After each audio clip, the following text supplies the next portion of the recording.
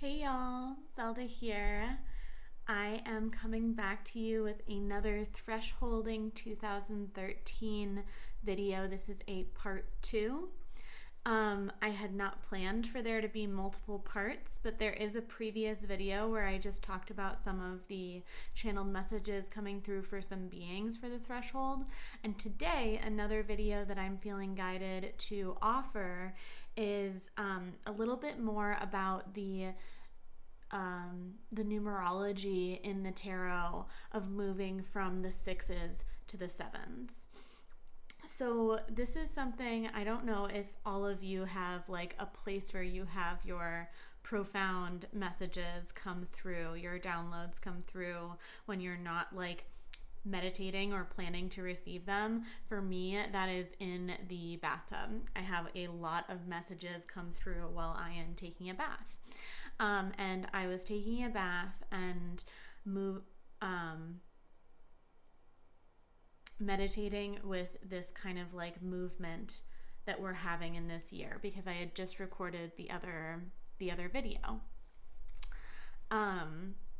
And one of the things that I saw was this experience of being in this scene of the lovers, being really like other oriented, being really feeling that like joy that comes through witnessing like someone you love experiencing something beautiful, right? These kind of like qualities of relationship as being a sacred mirror for our experience.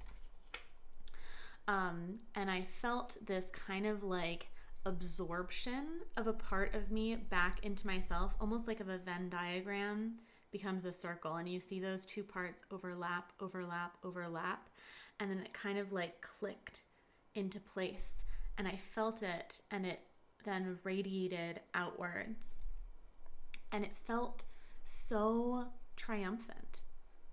It felt so like taking a deep breath of air and being like, I made it. We made it. And almost like if you go out for a hike and you don't think you're going to make it to the top and you kind of just keep saying like, okay, another like couple feet, no pressure if you haven't had this experience. I turn around plenty on hikes too. But in this experience, like if you keep kind of pushing yourself and then you finally get to like a viewpoint and you're like, and you see it and you're like almost surprised. I made it. Wow. And that's kind of how I felt, this feeling of like kind of rising above. And that there was this sense of feeling just like I could see a little bit more and a little bit more like, wow, what's possible? And so in this moment, this movement from the 6 to the 7, the images that I was shown was of these contrasting tarot cards. If you don't know what I'm talking about in terms of 6s and 7s, you can kind of just let this information wash over you and take the pieces that feel resonant moving into the coming year. If you do know what I'm talking about, the cards that I'm going to be using for 6s and 7s, the cards that of the year that we're kind of leaving behind and the one that we're stepping into, and this is like a long threshold because it's for the calendar year, but also it could be for the astrological year as well, kind of in that way. But this one we're going to say for the calendar year, is the Lovers and the Devil, because the Devil is 15 and adds up to 1-5 for 6. And the 6 is in the minor arcana. So the 6 of Swords, the 6 of Pentacles, of Cups, sorry. I'm showing it and realizing, no, that's not the right card. So the 6 of Pentacles, the 6 of Cups, and the 6 of Wands. And then the 7s, the ones that we're stepping into, are the Chariot, the Tower, 7 of Pentacles, 7 of Swords, 7 of Cups, and Seven of Wands. The deck that I'm using here is the traditional Smith Rider-Waite tarot deck. And my intention for doing that is that it has a lot of imagery that's present in other decks. So a lot of decks are based on this deck. And this is a lot of the archetypal imagery that I also work with in what Lindsay Mack calls more of a deckless tarot, where you work with the archetypes individually as they come to you. So, big points of this is that I wanted to kind of speak to each of these 6 transitions. And for the Lovers to the Chariot, it's fascinating to me that like it goes from this kind of higher like deliverance, like this angelic kind of framed by the 2 people, to this one person riding atop its carriage. These are sphinxes on the front. But Lindsay Mack talks about this in terms of the chariot, that like the chariot doesn't feel really sturdy. It feels almost ornamental, and it feels like it's not going to take you all the way to your journey. This is a celebration, but this is almost like a celebration of when a baby bird hatches out of its egg. It's triumphant. It's a separation. It's a birthing. It's entering the world. And it has many other rites of passages, many other challenges. It feels like the graduation from line 1 of the tarot, if you split up the major arcana into 3 lines. So that feels very much like having done this kind of relational work and kind of moving into like, okay, where is my new kind of sense of identity with all these pieces intact? What is next? And that's a big question, right? Moving.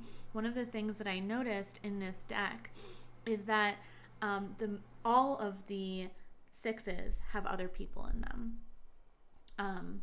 The Lovers and the Devil have actually 2 people and then like an upwards being. And my view is that the 6s talk a lot about this move away from kind of like a contraction of the 5 into the 6s. But because that there's this kind of like blurring of the boundaries and this elevation towards like a pedestal. And that one of the ways that we are learning a lesson is in dismantling the pedestal in both of these cards. In kind of the golden shadow version and the dark shadow version, in the sense that the golden shadow are qualities of ourself that we project outwards that are positive, that are hard for us to own. So we give our power away in that way by projecting that outwards. And then in the Devil, it feels kind of like the opposite, actually, where this is the dark shadow, the shadow that I think primarily people talk about in shadow work, actually, which is projecting qualities that we dislike or that we hate or that we're disgusted by of ourselves outwards, rather than owning those internally. And in both of these versions, like in here, the shackle is to the pedestal, to this perspective, to giving away one's power to other, and that in becoming relational again, which they can reach each other, right? Becoming relational again involves letting go of the othering, of the pedestal, of the idea that we can avoid or minimize the impact of our suffering or our struggles by avoiding. And I think that's why this card is oftentimes associated with like addiction and avoidance and even lust, like avoiding one end of the spectrum in favor of the other, when that's actually not true. That actually an idea is that our soul comes into the human experience to experience all things, not just things that we deem positive. So those cards, in terms of the major arcana, we're now stepping into the Chariot and the Tower. And although there are other people or other figures, right, the sphinxes, the people falling out of the Tower, that is not necessarily the center point, right? The Tower, the being, these are the kind of, or I guess you can interpret, you can agree or disagree, of course. This is just what I was noticing, right? This center point comes with the dismantling of that which cannot carry us forward, a gratitude. This is like a blessing and releasing of like a celebration, but also then an acknowledgement that this is a threshold we're stepping over. So this movement to here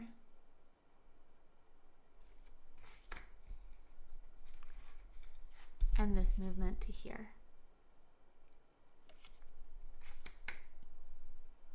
In particular, a Tower message for moving into this 7-year in 2023 is this idea that now that we've done so much of the work of owning ourselves, our truth, of being very intentional and clear in relationship with other, or had the opportunity to do some of that work, right? And we'll be presented with that work again if we opted out or had a different lesson to learn. But that like the Tower underpinning and the like flimsiness of the Chariot paired with kind of the like the sturdiness of what's left in the Tower and these wise sphinxes, it feels as if all that is not authentic, all that is not a genuine and aligned part of yourself is being invited to fall away. I see this image of like almost like someone doing like a dog shake, of getting everything off, right? Having these things kind of stuck on and having them like shed and having a skin shed or something, like a snake, and then kind of like wriggling and having this like whole part, right? A false skin or something coming and sloughing off. This is the exalted, exciting version of the Tower, actually, right? Is like disrupting all that is not supportive. In a dramatic and swift way. And this feels a lot like with the sixes, there feels like this relational like balancing almost. And I'm going to talk in each card actually so you can kind of see the shift many times. But this relational thing becomes a little bit sharper. Like it feels like there's this soft quality, like this soft gaze, soft quality, and then like cutting through that. And then the sevens feel like they widen and like sharpen the focus a little bit in terms of opening up. And I think each of the cards has their own way of doing this, but I do think there are some commonalities and some thread throughout. One of the ones that I was really, really drawn to, actually, this is one of the images that actually when I was seeing the Lovers and the Chariot together, I actually turned in my vision, right? I turned in the vision being shown to me, and I could see in the same square that we were in, like the square behind the Chariot where I had walked, this scene from the Six of Cups. This scene where this person is sniffing this pot of flowers and another person is looking up at the flowers on the pedestal, on the box, on the display, however you'd like to interpret. And they're not looking at each other, they're actually looking at similar things, right? They might even be having parallel overlapping experiences. And there's both a connection and a separation here. I saw this, and the Six of Cups very much feels like this opportunity to luxuriate in the present moment, but also to have the opportunity. I sometimes see this as almost like an overlay or like a snapshot of two different worlds happening at the same time for the same person. So like a younger version and an older version of oneself. One kind of smelling the flowers and the other reflecting or remembering the occasion on which they smelt those flowers. Now I'm not certain if this is a consistent interpretation, but this has that kind of like hazy quality where there can be some quality of like giving oneself what they need and allowing one's kind of like inner needs and supports to be met. In the Seven of Cups, there is so much going on here. This person's back is to us, right? The person looking, they're facing fully towards, right? Even though there's something theoretically, like if it was a picture, right? Even though the view is from behind them, they're like absorbed and looking and have their arms out, right? It feels dynamic in that way. And they're looking at all of the different options, you know? They're exciting. Look at those cups. There's like a being in there, a wreath, that skull, some jewels, maybe a candle, figure, a snake. You know, there's all of this kind of like that's what I mean, widening of the view, and there's excitement, right? There might not be the same type of like pacing here. It's a little faster feeling. And it's also a little bit more self-oriented, right? There's this kind of like absorption, sense of self, and now this opening up to all of the options. And this feels emotional too, right? The cups have to do with emotional centeredness. It can have to do with relationship, but this is like relationship to options and like having 7 doors with 7 exciting and potentially not exciting things behind them, because no card is only positive or negative. They all have wisdom and lessons and care to provide. In the swords, right, there's this kind of movement, this enduring quality, right, of opening from a contraction but still having a long way to go. And this kind of quality that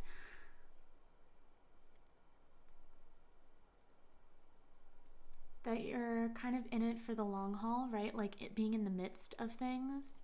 And since the swords are cognition and the stories we tell ourselves, the element of air, it feels very much like this, like having the hope and the ability to kind of persevere on, that there's maybe a little bit of like a resting point in between challenges, even though there is kind of a sense of like endurance, at least in my experience, with like all of that expanse and the long way to go. And that is moving into the Seven of Swords. Just a lot of movement. It feels like a lot of movement in the body. And it feels like this quality of like tiptoeing off, right? And this feels like a question of like, where are we trying to tell ourselves story to get away with something? Where are we carrying more than we can really fit into our arms? Where are we looking where we have been instead of where we are going, right? In this, there's this kind of like movement forward and even like this kind of being in the present moment to get where you're going. And in this, there's kind of like a movement forward, but this kind of gaze back. And so this also feels like, are the stories that we're telling ourselves helping us get where we need to go? Is our focus, is our attention where we want to go? And this also feels very much like things happen swiftly, pay attention. I feel like that is true for this year, even though astrologically speaking, we're starting this year in a very slow-paced way because of all the retrogrades. Okay, let's look at the Pentacles. The Six of Pentacles, this feels super relational around resources. This feels like the question of how are you in sacred reciprocity with the world around you, with others around you? Are you in a time in your life where your resources are balanced, where you have a good ebb and flow of giving and receiving, being generous with others when you have excess and enough, and allowing yourself to receive from others when you are in need? And this balance, right? This balance quality feels really significant. And then here, there's very much this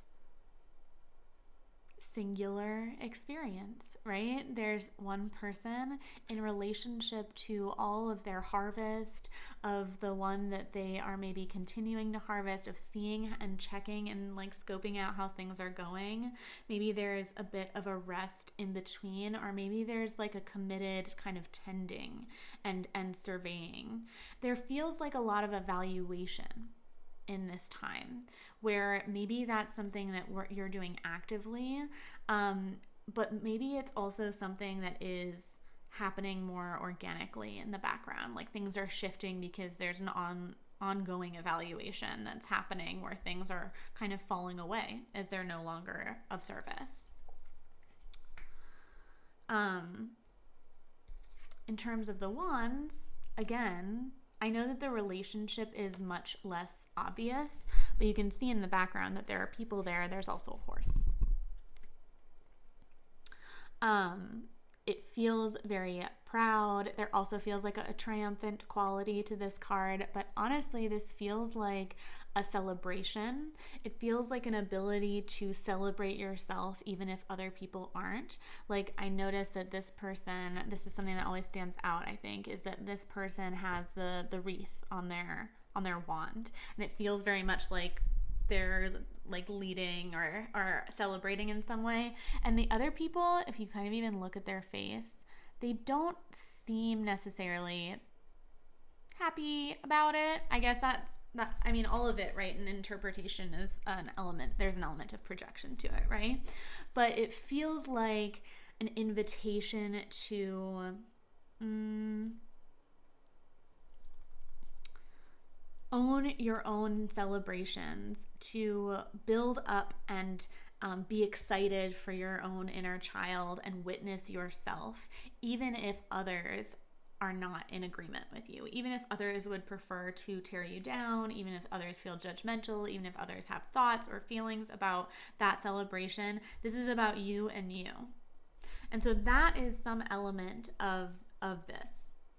Yeah, of the 6 that we've moved through, the lessons that we've been learning. And then the 7, there feels like this dynamic is the word coming up for this, but there just feels like this quality of grappling with all of the different swords. This kind of feels like there's maybe a lot of different projects. Sometimes there needs to be like a big surge for things to even out a little bit. And that's kind of what this feels like, is being like dynamic and relational with the things that you have going on, of checking out everything, of paying attention and being present and being engaged. So these are movements from the 6s to the 7s in the tarot, in the ways that it was shared with me.